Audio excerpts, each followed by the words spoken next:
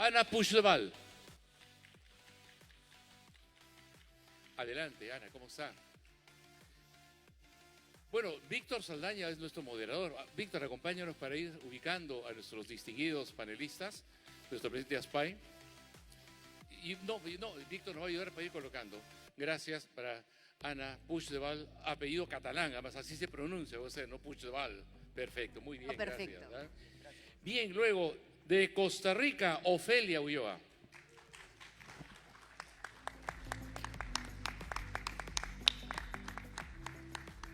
Por los Estados Unidos de América, Betsy Rivera. ¿No llega Betsy todavía? La guardamos un momento, resolvemos y mientras tanto invitamos a Pedro Trueba, de México. Estados Unidos Mexicanos, que es el nombre oficial, ¿no? Por lo menos hasta ahora, porque pretendieron cambiarlo también, ¿no? Como cambiaron el DF, ya no es Distrito Federal, no saben ustedes, ahora es Ciudad de México, ¿no? Cambio que hizo Peña Nieto. Bien, y por el Ecuador, Gustavo Neira. Gustavo, si quiere por acá, más cerca. ¿Qué tal, Gustavo? Bienvenido. Gracias por estar con nosotros y con usted completamos este panel especializado. Ingeniero Saldaña, entonces, ¿dejamos previsto a Betsy que venga? Iliana, ¿nos acompañas? Sí, representando a Estados Unidos. Bueno, no te preocupes, Tony. Me la prestas y luego va al panel tuyo también.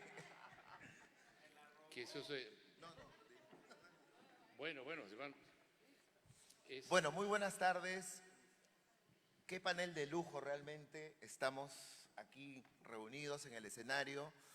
Queremos compartir con ustedes cómo está el mercado inmobiliario hoy, 2022, septiembre 2022. Quiero anunciar, si es que me confirman, que estamos saliendo en vivo por todas las redes de Aspay, así que un saludo para todos los que nos están viendo a través de internet y si hacen un paneo a todos los participantes del COIPRI para que los puedan ver, por favor. Hemos querido compartir este panel con todos los profesionales inmobiliarios de Perú que no han podido asistir al COIPRI, que no están en la sala, pero que es un regalo de Aspay compartir este momento con todos ustedes. Vamos a hacer un pequeño viaje teniendo aquí estas personalidades del mundo inmobiliario para poder conocer cómo están los países que nos acompañan, cómo está el mercado y cómo podemos proyectarnos como profesionales inmobiliarios para los próximos 2 años. Como ustedes saben, el COIPRI se realiza cada 2 años, de tal manera que la idea es que, además de todas las conferencias que hemos tenido, nos llevemos herramientas para el trabajo que vamos a hacer, ¿no? Entonces vamos a hacer la primera pregunta. Les voy a rogar que se presenten como agente inmobiliario, o sea, por ejemplo, en el caso de Iliana, en el estado que trabaja en Estados Unidos, y que nos cuenten cómo está el mercado en la actualidad, cómo está la economía en su país, cuáles son las variables macroeconómicas en este momento, los indicadores tipo la inflación, el Producto Bruto Interno, que sabemos que son determinantes y que impactan directamente sobre el mercado inmobiliario. Vamos a comenzar con México. El honor de tener a Pedro Trueba con nosotros. Gracias. Bueno, como bien nos dijo Víctor, me presento, soy Pedro Trueba, tengo un par de oficinas en la Ciudad de México, una en zona, son dos habitacionales, una de nivel alto y otra de nivel medio. ¿Sí? El nivel alto, como bien lo han dicho aquí, igual ha estado pues medio detenido un poco, pero estamos trabajando con los clientes para poder hacer operaciones. Y la otra se mueve bastante bien, el nivel medio ha fluido bastante bien, hay créditos muy atractivos en México hoy en día y entonces se está moviendo. Pero yo quisiera decirles que en general en México, México no es un solo México, México es muchos Méxicos y mientras en zonas tipo la península de Baja California, Cancún, donde arriban muchos extranjeros, los famosos baby boomers, para poder invertir ahí. A ellos les ha ido excelentemente bien. Tengo noticias de que pues, han sido sus 2 mejores años. Los americanos, los canadienses, han arribado a México por también el tema de la pandemia y los costos que representa vivir en México, en lugares buenos además. Los Cabos es un lugar donde puede haber casas de 10 millones de dólares y 15 millones de dólares, pero viven mucho mejor ahí con el solecito que en los fríos tremendos que puede haber en Canadá o en Estados Unidos, ¿no? En el norte de Estados Unidos. Entonces, es muchos Méxicos con muchos matices que es difícil explicar en 1 minuto y medio porque somos muchos, pero vamos luchando, saliendo de la pandemia, actualizándonos en muchas formas de hacer el negocio. Muy bien, adelante Panamá. Cómo no, muchas gracias. Quería mencionarles que un reporte de la CEPAL de abril de este año indica que el Producto Interno Bruto proyectado para América Latina es de un crecimiento del 1.8%. Y el reporte indica que Panamá presenta un incremento de un 6.3%. Esto nos da un aliciente, nos ayuda a no tan solo proyectarnos, sino que estar seguros de que Panamá es un país con gran potencial y que al mismo tiempo nos permite dar a conocer todas las bondades que tiene Panamá. Sabemos todos los términos básicos de Panamá, la posición geográfica, la conectividad, el hub de las Américas, el dólar como moneda, todos estos temas ya los sabemos todos. Pero lo más importante es, para todos nosotros, me atrevo a decir, es cómo estamos, porque el resultado de cómo estamos hoy tiene mucho que ver, está directamente relacionado a cómo estábamos justo antes de la pandemia. Estamos hablando de que si nos referimos a que si teníamos un inventario significativo, si estábamos bajos en inventario, yo conozco otras ciudades, otros países que antes de pandemia no tenían inventario y eso hace que las propiedades sean más costosas hoy en día. En el caso puntual de Panamá, nosotros justo antes de la pandemia estábamos preparados para un grupo de inversionistas o empresas multinacionales SEM, que hoy en día contamos con más de 170 empresas multinacionales que están registradas en Panamá con bases de operaciones de la región en Panamá y en efecto ya venían X cantidad de empresas adicionales. ¿Qué pasa? Viene la pandemia y todo se frena un poco y estamos retomando el tema. En este momento Panamá cuenta con un inventario atractivo para estas empresas multinacionales para poder tener la opción de mudarse al país. ¿Esto qué hace? Esto garantiza que Panamá estamos en este momento en un mercado de compradores. Lógico, tenemos el inventario, los promotores quieren posicionar, quieren colocarlo, por ende tienen que ajustar un poco los precios y a veces tienen hasta que perder un poquito, para no decir mucho. Al final lo que sucede es que en este momento eso hace que la parte de inventario y de qué tan competitivos somos, es que somos sumamente competitivos. Panamá es un lugar para ir a comprar en este momento. Ojo, me refiero principalmente a la parte de apartamentos y casas. Sí, es importante que a todos nos ha golpeado, me atrevo a decir, en la parte de oficinas, la parte comercial. Todos nuestros países, me atrevo a decir, yo hablo por Panamá, nos hemos tenido que reinventar. ¿Qué hacemos con los centros comerciales? Donde había un centro comercial que tenía un cine, lo transformamos en universidad, porque se necesitaba. La gente no estaba yendo al cine. Entonces, ¿qué tenía que hacer la gente? Estudiar. Comenzamos, al principio era por Zoom, después vino la parte... Lo que quiero decir es que eso a todos nos ha enseñado que no tenemos nada garantizado. Tenemos que estar reestructurándonos, reinventándonos. Y esto nos da a entender de que cada país tiene sus políticas internas, su forma de promocionar su país, cómo se garantiza que se mantenga como un país atractivo para el inversionista, tiene que tener incentivos fiscales, etc. Y eso es sumamente importante para poder salir internacionalmente a promover el país. Ningún país está en venta, lo tenemos que promover para que venga el inversionista a radicarse o a poner sus operaciones en nuestros países. Gracias. Gracias, Eric. Para seguir en la zona de América, nos vamos a Costa Rica con Ofelia. Estoy prendido. ¿Aló? Sí. Bueno, pues como dice Eric, en Costa Rica está antes y después del COVID. Antes del COVID estábamos vendiendo propiedades de todo estilo. Después del COVID estamos vendiendo un estilo de vida. Esa es la gran diferencia entre antes y después. En el caso de Costa Rica, en ese año 2020 y 21, a mí me tocó como presidente de SILA tener 160 y más webinars alrededor del mundo. Entonces, tuve la retroalimentación, que no es mía la conclusión, sino de la gente con quien realmente tuvimos los webinars, los lugares preferidos en América de inversión. Costa Rica resulta ser el número 1, sobre todo en la parte ambiental, como es la que estoy promoviendo yo, pero también las razones del por qué. En Europa, Portugal, México, Panamá y en América del Sur, Uruguay. Así fue la retroalimentación que recibí de los webinars. En el caso de Costa Rica es muy interesante ver el por qué se estaba escogiendo como número 1.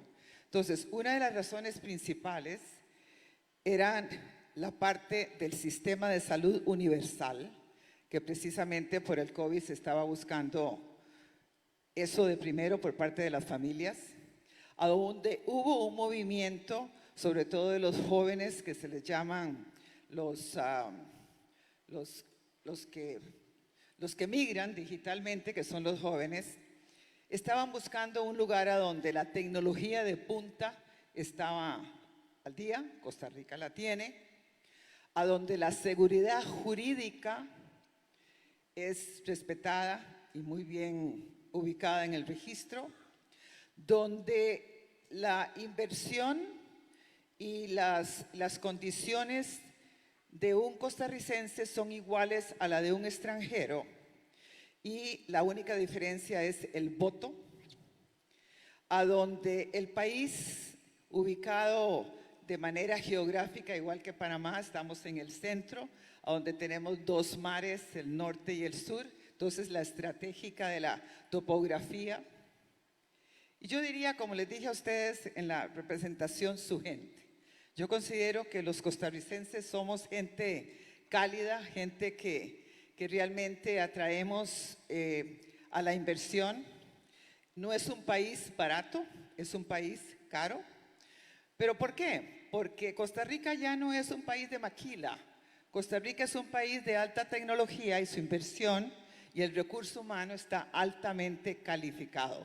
Entonces, le conviene a Costa Rica traer la inversión de compañías altas como es Intel, Amazon. Ya Costa Rica realmente es un hub para muchas empresas multinacionales que ven a Costa Rica a un lugar muy bueno.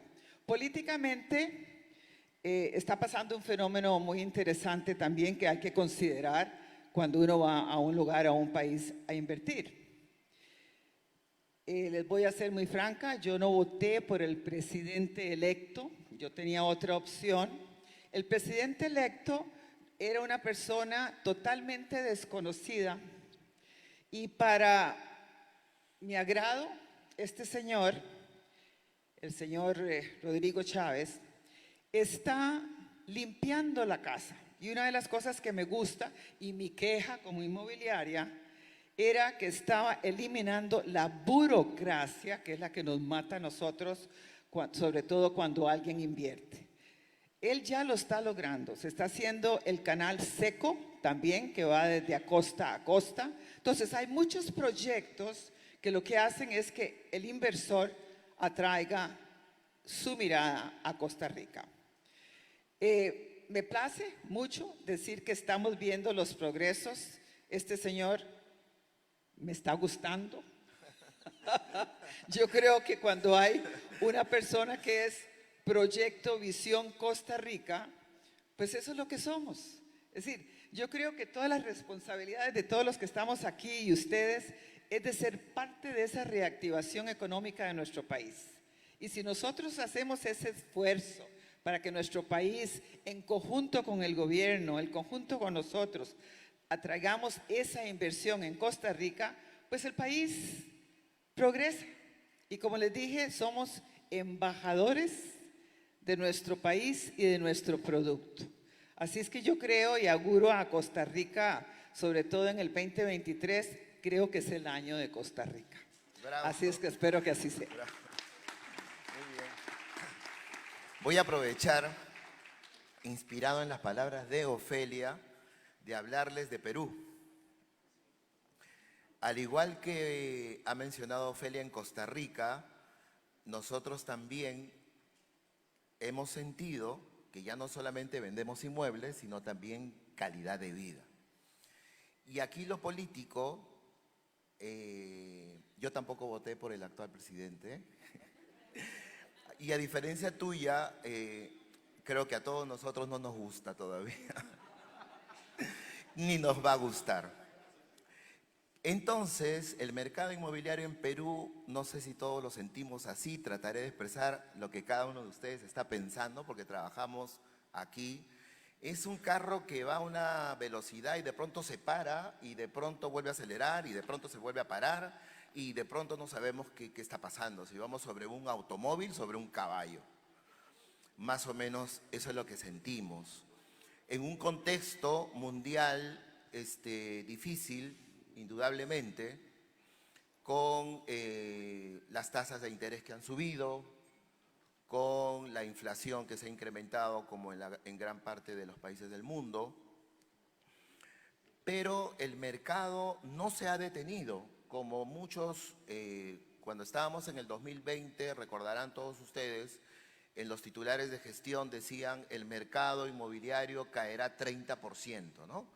Nunca pasó eso. Creo que el sector inmobiliario es un sector llamado a impulsar la economía en cualquier país, y así ha sido en Perú. O sea, se han seguido haciendo operaciones, los precios de los inmuebles no se desplomaron, no se han desplomado. Yo diría que, sobre todo en el sector residencial, han hecho una fuerza que ha sostenido el valor de las propiedades. Puede ser que el mercado un poco expectante, hay propietarios que necesitaban vender producto de la crisis y entonces, claro, como es natural, ajustaban el precio. Pero estamos en un momento en el que tenemos que seguir trabajando y cada día muy atentos, porque como decía, tratando de graficar lo que nos pasa, no sabemos si nos tocará un día de mucha actividad o de pronto un parón, ¿no? Pero tenemos que estar atentos a nuestro alrededor, qué está pasando, para poder saber por dónde ir, qué asesorar y qué hacer, ¿no? Nos vamos a Ecuador. Nos vamos a Ecuador con Gustavo para conocer un poco de ellos, cómo está el mercado. Un gusto tenerte con nosotros, Gustavo. Adelante. Muchas gracias. Bueno, gracias a todos y un gusto estar aquí.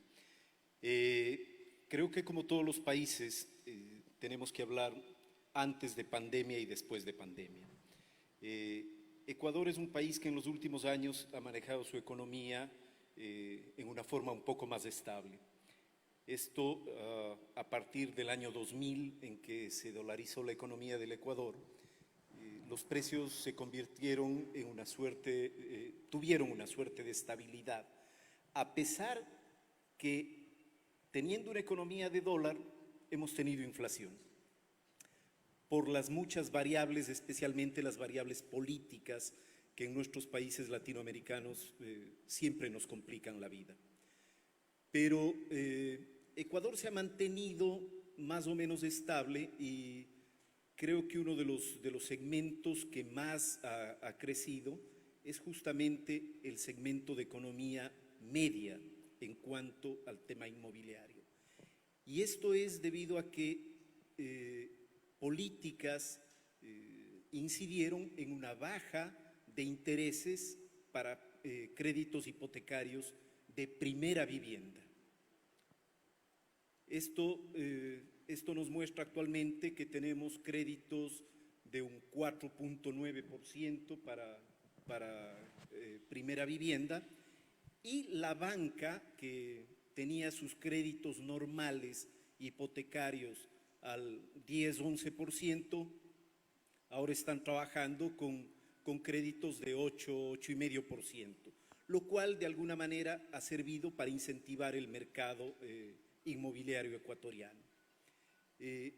Uno de los rubros interesantes ha sido desde hace algunos años que Ecuador ha sido catalogado en muchos sitios como uno de los mejores países para el retiro de jubilados, por la calidad de vida que mantienen, por los costos que se tienen, por la muy buena atención y servicios médicos en el Ecuador, y eso ha hecho que mucho jubilado, realmente mucho jubilado, vaya a vivir en Ecuador, especialmente en dos zonas, una en una zona de playa, ¿sí? Un sector que se llama Montañita y Olón, y otra orgullosamente en mi ciudad de Cuenca, que es una ciudad en la sierra, a 2.500 metros sobre el nivel del mar, pero con un clima muy benigno y muy bueno para todos.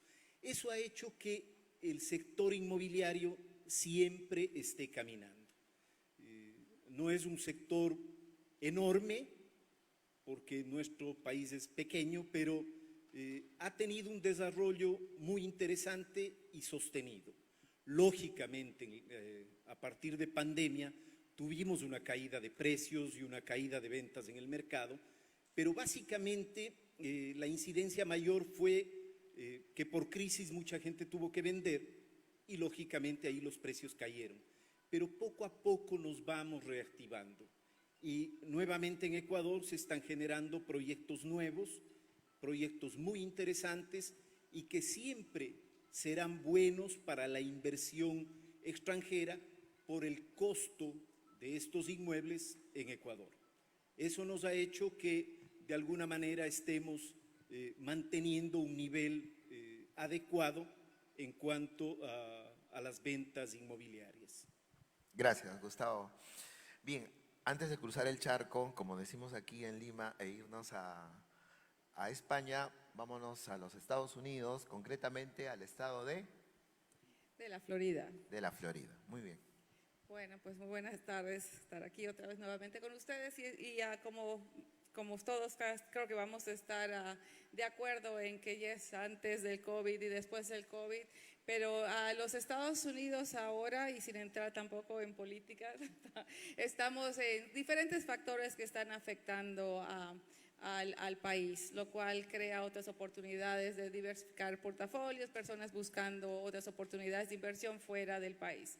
La diversidad multicultural también, tenemos problemas, como ven, las armas, pero en la realidad la vivienda siempre ha sido un sector inmobiliario siempre ha sido un indicador económico muy fuerte, que genera empleos y hay un déficit habitacional.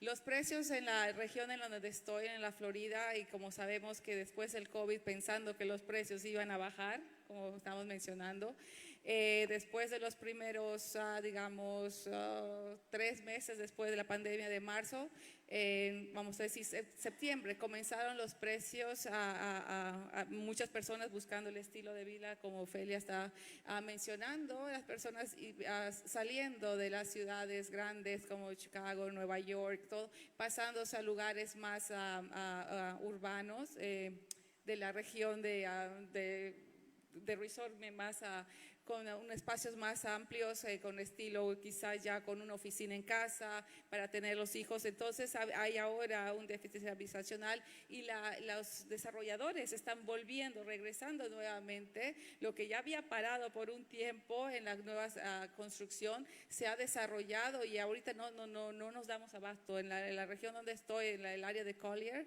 ha sido la construcción es enorme, estás viendo demasiados desarrollos residenciales, pero también los precios han sufrido una alza grande. Entonces, también ¿qué ocasiona esto? Que también nos hace la vivienda para la fuerza laboral. Entonces, ¿dónde se empieza a buscar? Y las tasas de interés obviamente no nos están incrementando, ahora estamos como al 5, todo depende nosotros nos medimos por el credit score, que tienes, pero es cuánto puedes aplicar para tu tasa de interés. Pero las tasas de interés durante el COVID o un poco estos meses antes del COVID teníamos del 2%, 2.5, 3.5, los cuales es fantástico y podías hacer tu refinanciación, refinanciamiento. Ahora las tasas están arriba del 5 y lo cual todavía es una tasa muy buena, pero igual tienes que calificar para esto. Entonces, también otro de los incentivos muy buenos es para la inversión extranjera, porque un extranjero también estamos atrayendo, a pesar de que, bueno, los precios han sido muy altos, también tienes la oportunidad de poder invertir, de obtener un financiamiento con una tasa relativamente del 6, incluso si eres un inversionista, del 8%, que aún así considero es algo que es aceptable en otros países de Latinoamérica, que es mucho más alto.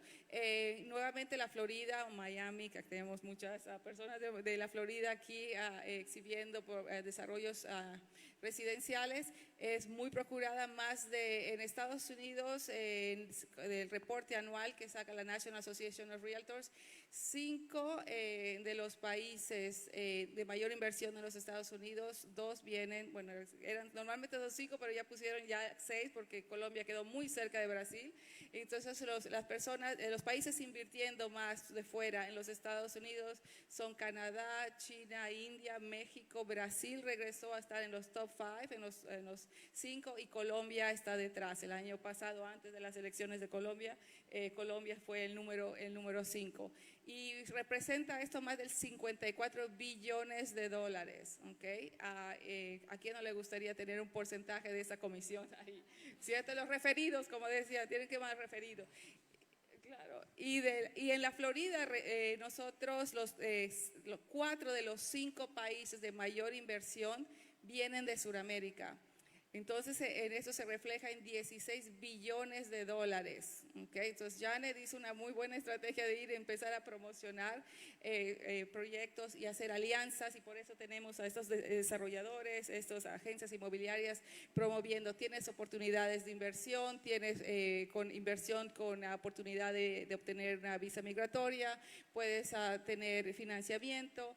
Pero digo, 16 billones, y los países que más están comprando es Brasil, Colombia, Argentina, Venezuela y Canadá, obviamente. Entonces siempre ha habido hay una construcción, hay mucha oportunidad, pero lo mejor es trabajar con un realtor que ayude a tu cliente o te ayude a ayudar a tus clientes desde tu país. Entonces, sí, el sector inmobiliario es fundamental. Por cada venta se genera más de 20 empleos, ¿cierto? Entonces, sí, como mencioné antes, ENEAR es un referente del sector inmobiliario.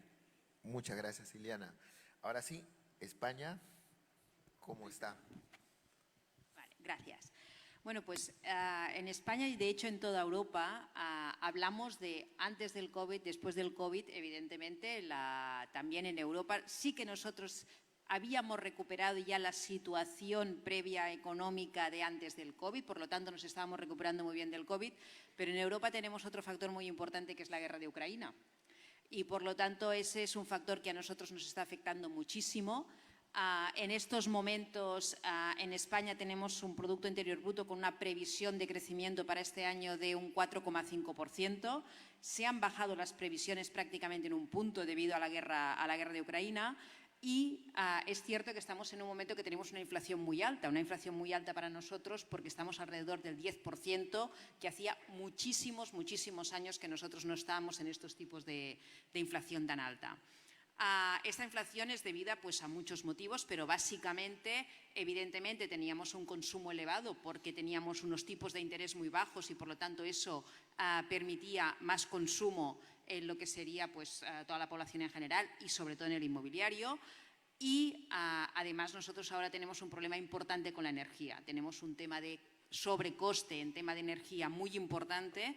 También, evidentemente, eso va a subir ligado a incremento de coste de materias primas que nos vienen sobre todo de China, y también hay un incremento muy importante del coste de la materia prima, y eso es lo que nos ha provocado que tengamos estas inflaciones tan elevadas. Así y todo, el Banco Central Europeo, para contrarrestar esta inflación, lo que ha hecho ha sido subir los tipos de interés, pero en Europa tenemos unos tipos de interés mucho más bajos de lo que se tienen aquí. En estos momentos el Banco Central Europeo lo subió ayer subió 0,75, pero estamos en un 1,25 de tipos de interés, por lo tanto en créditos hipotecarios los podríamos conseguir al 2, 2,5, el tipo de interés. Por lo tanto, para nosotros los tipos de interés han subido, pero siguen siendo relativamente asequibles en todo el tema del inmobiliario. Y lo que sí que es cierto, y eso también nos pasa a nosotros, es que somos un país que somos muy captador de personas del norte de Europa que quieren y están buscando un clima mejor, ¿vale? Y España tiene unas condiciones para vivir muy potentes en ese aspecto. Y para que os hagáis una idea, prácticamente el 13% de las compraventas de residencial que tenemos en España es por parte de extranjeros. Y mayoritariamente nos están llegando de otros países de Europa que lo que están buscando es el clima de España para vivir, porque realmente tenemos unas muy buenas condiciones. También es cierto que a nivel de tecnología, a nivel de innovación, hay zonas de España que son muy potentes. Por ejemplo, Barcelona y Cataluña es muy potente. También Málaga está haciendo un gran esfuerzo en tema de tecnología, de inversión, de startups, y estamos atrayendo mucho talento en todo ese aspecto. A nivel de inmobiliario, estamos en un momento en el que realmente el mercado está funcionando bien, está funcionando muy bien. Nosotros también cada vez nos están diciendo cuándo va a parar el crecimiento inmobiliario, cuándo vamos a tener esa burbuja y si la tenemos o si no. Estamos en un momento en el que, para que os hagáis una idea, hemos vendido un 20% más que el año anterior. Es decir, estamos teniendo unos crecimientos de compraventa muy elevados. Es cierto que el COVID paró la compraventa, pero se dio la circunstancia de que hubo mucho ahorro por parte de las familias, tipos de interés bajo, y por lo tanto eso lo que hizo fue fomentar todo lo que era la inversión en el sector inmobiliario.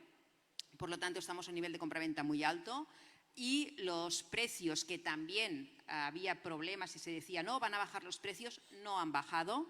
Estamos en un incremento aproximadamente anual de un 5% de incremento del precio de la vivienda residencial media, ¿vale? Evidentemente la vivienda son zonas, habrá zonas en las que a lo mejor están un 1% y otras en las que ha subido a un 7, un 8%, pero la media está en un 5% de incremento del precio de la vivienda.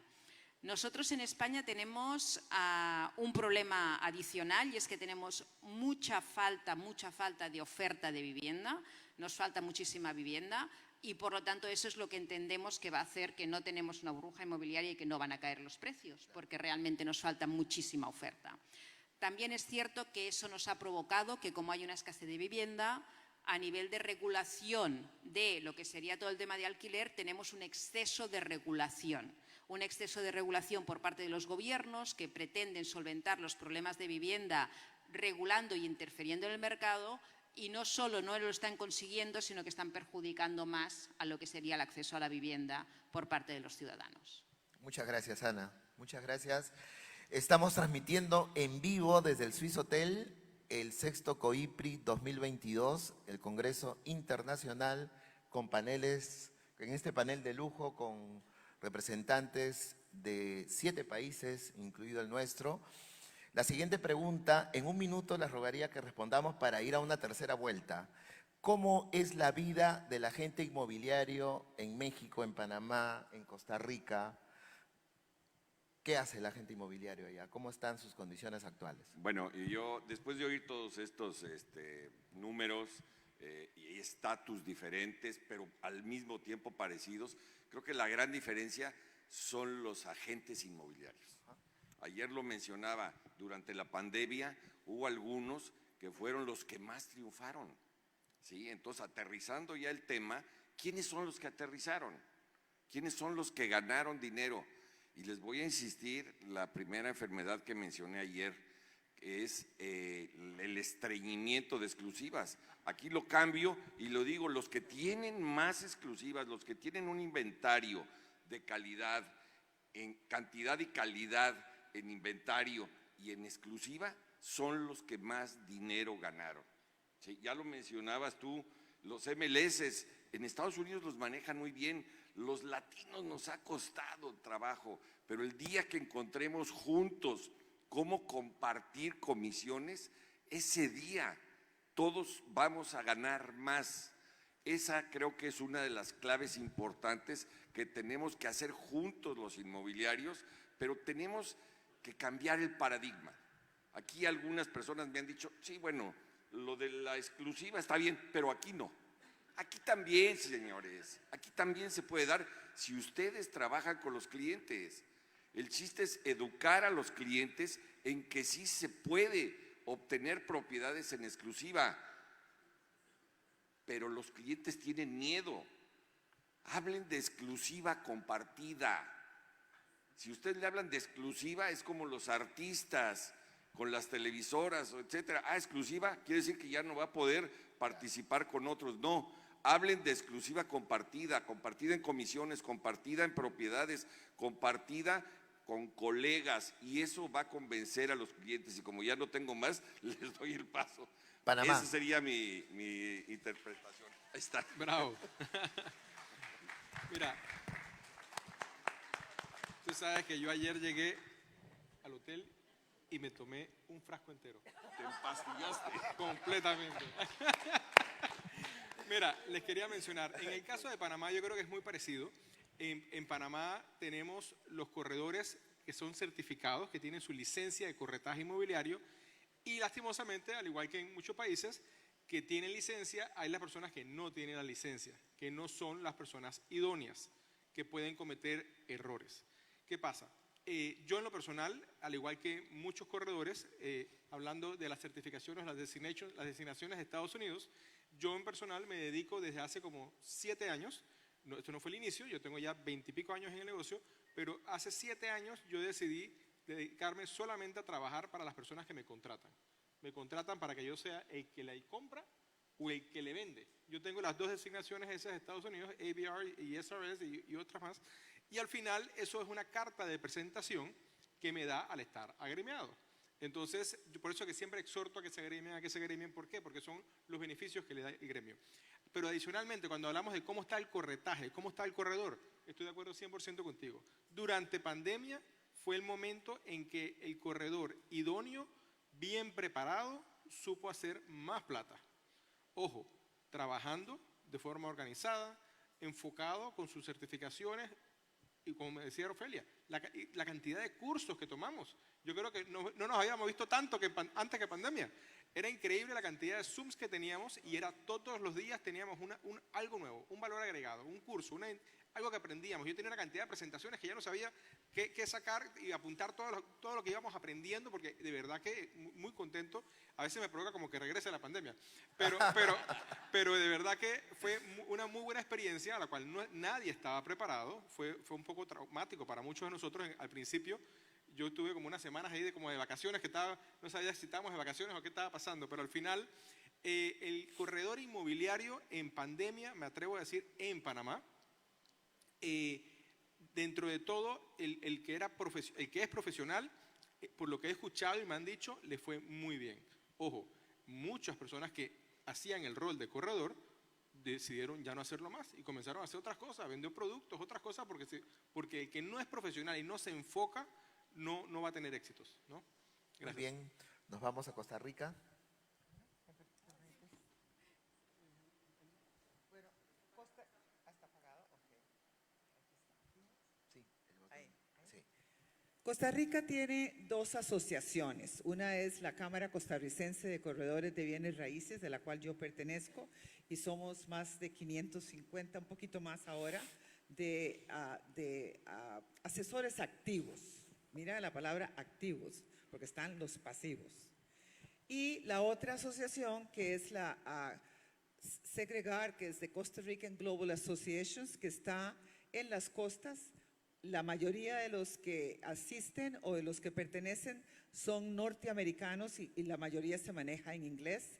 Tenemos una alianza entre las 2, nos llevamos muy bien, intercambiamos, compartimos, y yo creo que de eso se trata. Y una de las cosas que decía Pedro y que dice Eric y Ileana, que la cooperación es la parte importante. Yo me siento orgullosa por el presidente nuestro, que es Adrián Mora, que ha hecho un esfuerzo enorme por apoyar la parte internacional, porque nos estamos dando cuenta en nuestro país, como en la mayoría de los países nuestros, quiénes son nuestros inversores. Es Canadá, es Estados Unidos, ahora Europa, también América del Sur. Entonces, los preparados después de la pandemia, empezamos con los incentivos. La mayoría de los países tenemos, por ejemplo, en Costa Rica, lo que se llama el Golden Visa, que en muchos países está implementado. ¿Y qué es eso? Esos son los incentivos que el gobierno le da a alguien que viene a emigrar a nuestro país. En Costa Rica, para comprar un carro, el impuesto es 100%. Quiere decir que si yo compro un automóvil de $30,000, en Costa Rica va a costar $60,000. Entonces, uno de los incentivos es que la persona que viene a emigrar o invertir en Costa Rica no solamente tiene muchas excepciones, exentos en impuestos, pero se les quita completamente el impuesto de los autos, pueden traer 2 y muchas otras ventajas. Y ahora la inversión es solamente de $150,000, que para un extranjero en realidad es bastante mínima.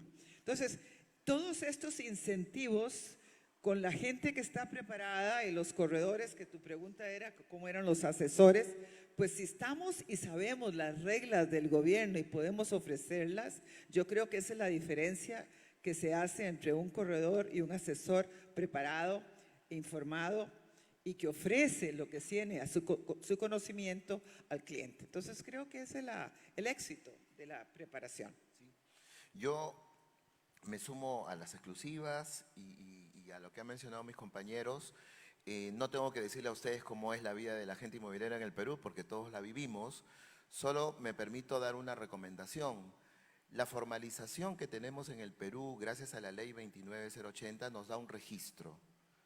Pero eso no es todo. Si nosotros no somos formales ante el Estado, pero no trabajamos formalmente, no nos sirve de nada el registro. ¿Y qué es trabajar formalmente? Trabajar de forma ordenada, con un contrato, las cosas por escrito, con el propietario, con el que nos hace la oferta, con el compañero, colega con el que compartimos la operación inmobiliaria que cada vez se está haciendo con mayor frecuencia.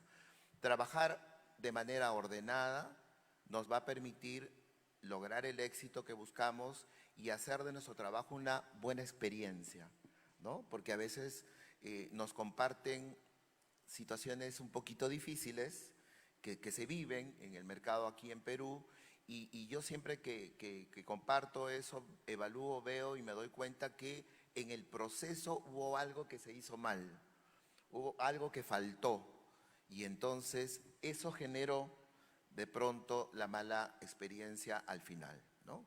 Entonces yo recomendaría eso al agente inmobiliario peruano, trabajar respetando los procesos y además sabemos que la línea ética de comportamiento pues es muy importante y para terminar, en todo momento expresemos con lo que decimos, con nuestra mirada, con el corazón, que queremos servir al cliente. Porque cuando vamos y miramos el negocio y aquí nos imaginamos la comisión que vamos a ganar, el propietario lo percibe, se da cuenta, entonces es difícil sacar la exclusiva, ¿no? En cambio, si el propietario se encuentra con un agente inmobiliario y se queda con esta impresión, él sabe de propiedades, él sabe de inmuebles, él me va a asesorar realmente, no es solamente una fórmula y me quiere servir y apoyar, vamos a lograr todas las exclusivas que Pedro nos recomienda. Le doy la palabra a Ecuador. Gracias. Yo creo que una de las condiciones primeras de un corredor inmobiliario, y creo que sucede en el Ecuador, es que de a poco nos vamos convirtiendo en asesores. Y ese tema de asesoría realmente es importante. Y yo creo que ahí es donde estuvo el cambio que nos dejó la pandemia. La pandemia nos obligó a educarnos. La pandemia nos obligó a compartir. Y es ahí cuando sacamos el mejor provecho. Posterior a eso, ¿qué ha pasado? Lógicamente, hemos compartido más. Y es también gracias a eso que hemos podido conseguir de a poco, porque realmente en Ecuador nunca fue lo usual el tema de contratos de exclusividad. Pero poco a poco vamos consiguiendo eso y demostrándole al cliente algo que es tremendamente importante.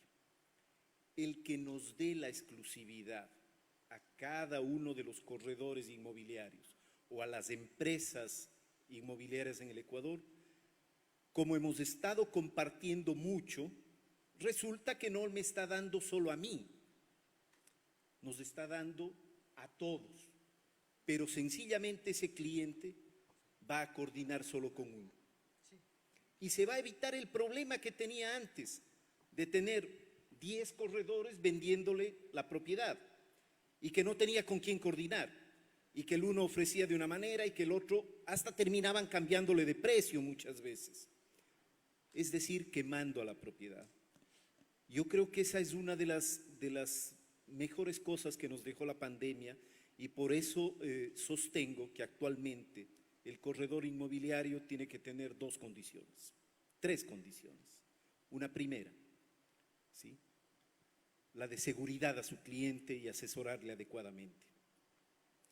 Una segunda, de compartir con todos los colegas. Y la tercera, de hacer todo lo anterior con alegría.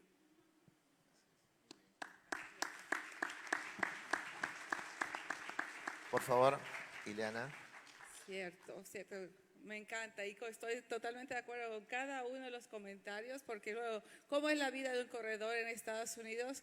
Tuve la oportunidad de tener una webinar o un Instagram con Diego, de los jóvenes de ASPAI, y el cual fue fantástico porque hacer este rol que nosotros tenemos como voluntarios e interactuar con los corredores inmobiliarios de otras asociaciones y ver lo que ustedes ven, hasta uno mismo, nosotros. Y una de las preguntas fue, Ileana, ¿cómo ves esta? Cuéntanos de la vida del corredor inmobiliario en los Estados Unidos. ¿Es realmente como lo vemos en la televisión, ¿no?, de la $1 Million Listing o el Sunset House? Y digo, ok, eso sería fantástico. Siento que todos nos llevemos y enlistemos casas de 20 millones, de 10 millones, sería fantástico, ¿no?, que nos den la exclusiva así. Pero todo eso pasa por el compromiso, cómo nos presentamos, las capacitaciones, muy cierto, cómo vendemos nuestros servicios, como habíamos dicho, qué nicho de mercado vamos a servir. Y para eso tenemos que especializarnos, tenemos que dedicarnos, pero también una cosa de las que hacemos mucho, nos envolvemos con la asociación, nos involucramos mucho con nuestras asociaciones, participamos, tenemos eventos donde ayudamos a la comunidad, porque como les veo, el realtor en los Estados Unidos es una persona que es, vamos a decir, es bien, porque sabe que es una persona que tiene un código de ética, sigue con los estándares de profesionalismo. Entonces, cuando vamos y vendemos y decimos, también tenemos que hacer nuestro trabajo, no es tan fácil que decir, porque tenemos que competir con uno, punto, depende. En la Florida, me acuerdo cuando comencé en el 2010, como les comenté, eran 149,000 afiliados a nivel estatal. Ahora somos 225,000. ¿Ustedes creen que en un periodo de 10 años, o sea, increíble? Entonces, mi asociación, estoy en Naples, somos una ciudad tipo resort, somos 7,000 miembros. Entonces, uno también tiene que especializarse y hacer las exclusivas también es un trabajo, pero es cómo vamos a vender nuestros servicios, cómo vamos a ofrecer, comercializar, y entonces eso solamente lo podemos lograr como para capacitarnos, formarnos y mantenernos informados de lo que pasa en nuestras comunidades y participar y hacer el voluntariado. Muchas gracias, Ileana. Y cerramos con España, con Ana. Bueno, pues yo suscribo todo lo que han dicho los compañeros de los países y voy a añadir algo nuevo por no repetir lo demás, porque con ellos evidentemente estamos igual. Y es que yo creo que el agente inmobiliario va a asumir un papel que se va a ir más allá de lo que sería la transacción de compraventa y va a acompañar a su cliente desde el principio hasta el final del proceso, ampliándolo, ayudándolo no solo a realizar esa transacción, sino después también a hacer la mudanza, a buscar servicios para sus casas, ver que, por ejemplo, temas de seguridad, tema de alarmas, tema de seguros. Y yo creo que al final nos vamos a convertir y estamos evolucionando hacia esas personas que acompañan a los ciudadanos en todo lo que necesitan en su vivienda, ¿vale? Para que piensen en nosotros, para que realmente no dejemos y olvidemos al cliente una vez le hemos vendido su vivienda, sino que realmente seamos esa persona de referencia para cualquier cosa que ellos tengan que necesitar en su casa, ¿no? Yo creo que ahí estamos evolucionando, la tecnología nos va a ayudar mucho a eso y es un poco cómo se está evolucionando también en España. Muy bien, muy bien. Exacto, el punto de referencia en cualquier cosa de la vivienda. Tengo que hacer una rehabilitación, yo tenía un agente inmobiliario que me ayudará. Tengo que volver a alquilar una cosa, alguien me ayudará. Eso es, ahí tenemos que estar. Muy bien, nos ha ganado el tiempo. El marcador acaba de ponerse en 0, ha quedado la tercera pregunta, pero creo que todos nosotros, el sentir de todos los que estamos aquí es de desearles el mayor de los éxitos a todos los agentes inmobiliarios del mundo, que podamos con nuestro trabajo incrementar esa imagen que tenemos de servicio, de asesoría, y que todos los que están aquí en esta sala, pues no solamente se lleven las charlas y las conferencias, sino que las podamos aplicar, ¿no? Como decíamos, en nuestro trabajo. Felicidades a todos, gracias por escucharnos y debemos respetar el horario, así que aquí dejamos para el siguiente panel que lo tiene Tony Hanna. Creo que salimos al break, ¿verdad? Gracias, gracias. Nos paramos para la foto. Gonzalo está. Gonzalo Iwasaki. Creo que toca.